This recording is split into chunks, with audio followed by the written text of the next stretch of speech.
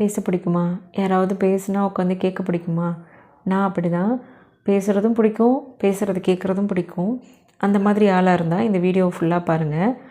வாங்க பேசுவோமா? இதில் ஒரு பிரச்சனை என்னென்னா, நான் மட்டும்தான் பேசுகிற மாதிரி இருக்கும். நீங்கள் கமெண்ட் தான் பண்ணுற மாதிரி இருக்கும்.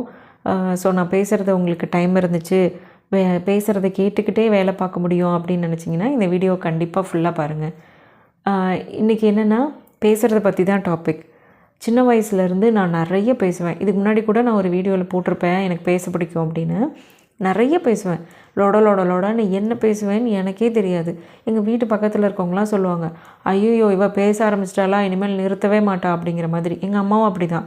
எங்கேயாவது நான் போனேன்னு வச்சுக்கோங்களேன், எங்கள் அம்மா வந்து கூப்பிடுற அளவுக்கு, ஏம்மா நீ போனி என் வீட்டுக்கு வருவியா வரமாட்டியா, எவ்வளோ நேரம் ஒருத்தவங்கள்ட்ட பேசிக்கிட்டே இருப்ப அப்படிங்கிற மாதிரி கேட்க ஆரம்பிச்சிடுவாங்க.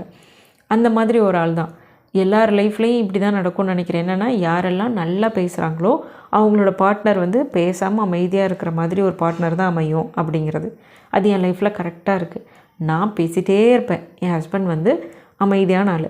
அவ்வளோலாம் பேச மாட்டார். ரொம்ப லிமிட்டாக தான் பேசுவார். நான் எப்படின்னா, எனக்கு வந்து என் ஏஜில் தான் இருக்கணும், அப்போ தான் நான் வந்து ரொம்ப கம்ஃபர்டபுளாக ஃபீல் பண்ணி பேசுவேன் அப்படின்லாம் கிடையாது. என்னை விட வயசு எவ்வளோ அதிகமாக இருந்தாலும் சரி, எவ்வளோ கம்மியாக இருந்தாலும் சரி, நான் வந்து எல்லார்கிட்டையும் உட்காந்து பேசுவேன், ஃப்ரீயாக பேசுவேன். அதனால் எனக்கு எந்த பிரச்சனையுமே கிடையாது. தெரியாதவங்கனாலும் எனக்கு இன்னும் ஃப்ரீ. தெரியாதவங்கன்னா நம்மளை பற்றி எப்படி அவங்க ஜட்ஜ் பண்ண போகிறது இல்லைல்ல. அதனால் நான் இன்னும் நல்லா பேசிகிட்டே இருப்பேன். சம்டைம்ஸ் ஒரு எக்ஸாம்பிள் சொல்லணுன்னா, நான் வந்து ட்ரெயினில் போவோம். எப்போதுமே இங்கே பெங்களூர்லேருந்து ஒர்க்கு ட்ரெயினில் தான் போவோம். அப்போ நான் கன்சீவாக இருந்த டைம். அப்போ வந்துட்டு நான் படுத்திருந்தேன். பக்கத்தில் இருந்தவங்க வந்து கேட்டுட்ருந்தாங்க, எந்த மந்த்துமா என்னன்னு கேட்க ஆரம்பித்தாங்க. நானும் வந்து அவங்களுக்கு பதில் சொன்னேன். அவங்க என்கிட்ட திருப்பி பேசினாங்க. இந்த மாதிரி பேச ஆரம்பித்தோம். பேசிக்கிட்டே இருக்கோம். ஆல்மோஸ்ட் ஒரு 1.5 மணி நேரம் 2 மணி நேரம் ஆயிருக்கும்னு வச்சுக்கோங்களேன். அப்போ என் ஹஸ்பண்ட் வந்து கேட்குறாங்க, உனக்கு வாய் வலிக்குமா வலிக்காதா? யாருன்னே அவங்க தெரியாது, அவங்கக்கிட்ட உட்காந்து இவ்வளோ நேரம் பேசிகிட்டே இருக்க அப்படின்னு. அப்புறம் தான் தோணுச்சு, ஆமாம் இல்லை, அவங்க நம்மளை பற்றி என்ன நினச்சிருப்பாங்க அப்படிங்கிறது. பட் அதை பற்றிலாம் நான் கண்டுக்கவே மாட்டேன்னு வச்சுக்கோங்க. ஃபஸ்ட்டு ஸ்கூல் படிக்கிறப்போலாம் வந்து என் கேங்கே பெருசு. ஸோ அப்போ அவங்க ஒருத்தர்கிட்டையுமே ஒரு ஸ்டோரியை திருப்பி எல்லார்கிட்டையும் சொல்லிடுவேன். எனக்கு சலிக்காது. எனக்கு அவ்வளோ ஜாலியாக இருக்கும். ஒரு தடவையும் புதுசாக சொல்கிற மாதிரியே சொல்லுவேன். ஆனால் சொன்ன ஸ்டோரி தான். அதே மாதிரி தான் நான் வந்து காலேஜ் பிஜி படிச்சுட்ருக்கப்போ ஹாஸ்டலில் நாங்கள் 4 பேர் ஒரு ரூமில் தங்கியிருப்போம். நாங்கள் 4 பேருமே நல்லா பேசுவோம்னு வச்சுக்கோங்களேன். நல்லா பேசுகிறதுனால என்ன ஆயிடுச்சுன்னா, ஒரு சில நாள்லாம் வந்து பேசிகிட்டே இருப்போம். சாட்டர்டே சண்டேலாம் வந்து எங்கேயுமே போகாமல், வெளியில் கூட போகாமல் பேசிக்கிட்டே இருப்போம். நாங்கள் 4 பேர் பேச ஆரம்பித்து பேசிகிட்டே இருப்போம். பிஜி முடிச்சுட்டு ஒர்க் பண்ணுறப்பையும் அப்படி தான். நானும் என் ஃப்ரெண்டும் ஒரு வீடு எடுத்து தங்கியிருந்தோம். அப்போ வந்து அடுத்த நாள் ஆஃபீஸ் போகணுங்கிறதே மறந்துட்டு நைட்டு 10 மணிலேருந்து காலையில் 4-5 மணி வரைக்கும் பேசுவோம். என்ன பேசுவோன்னு கேட்டால் தெரியாது. ஆனால் அதெல்லாம் வந்து ஒரு ஸ்வீட் மெமரிஸாக தான் இருக்கும்.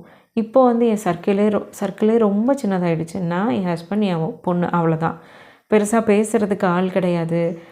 யாருக்காவது கால் பண்ணி பேசலாம் அப்படிங்கிறப்போ வந்து அவங்க ஒர்க் பண்ணிகிட்ருப்பாங்களோ, அவங்களுக்கு வேலை இருக்குமோ, அவங்களுக்குன்னு ஒரு ஃபேமிலி டைம் இருக்குது, நம்ம அவங்களுக்கு கால் பண்ணி டிஸ்டர்ப் பண்ணக்கூடாது அப்படின்னு தோணும்.